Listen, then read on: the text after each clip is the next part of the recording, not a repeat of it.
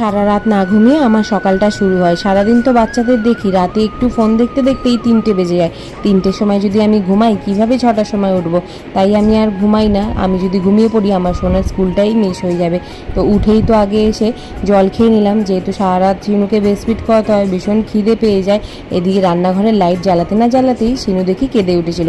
আবার ওকে গিয়ে খাইয়ে দিয়ে আসলাম। সোনু অনেক দিন ধরেই বলছিল মাম্মা লুচি আলু ভাজা খাবো, তাই জন্য আমি তাড়াতাড়ি করে এসে আগে ওর ভাতটা বসিয়ে দিলাম, কারণ ও ভাত খেয়েই স্কুলে যায়। লুচি আর আলু ভাজাটা স্কুলের টিফিনে নিয়ে যাবে। আটার লুচি বানিয়ে দেবো। আটাটাকে ভালো করে মেখে সাইডে করে রেখেছি। ছোট একটা আলু কেটে ভাজতে বসিয়ে দিয়েছি। বড় একটা লেচি কেটে গ্লাসের সাহায্যে দেখো ছোট ছোট করে নিয়েছি আর কি, লুচি শেপে কেটে নিয়েছি। এদিকে আলু ভাজা হয়ে গেছে। সোনা টয়লেট করতে এসেছিলো, তাড়াতাড়ি করে সুন্দর করে ফুলকো লুচি ভেজে নিলাম। জানি না ও কতটা খাবে, কারণ ও না ডেলি কেক বিস্কিট নিয়ে যায়। তোমরা অনেকেই বলো কোন স্কুল যে ওকে চিপস অ্যালাউ করে, শুধু কিন্তু ওদের স্কুলে শুক্রবার করে এই চিপস অ্যালাউ করে। টিফিন বক্সে লুচি আলু ভাজা কয়েক টুকরো আম কেটে দিয়েছি।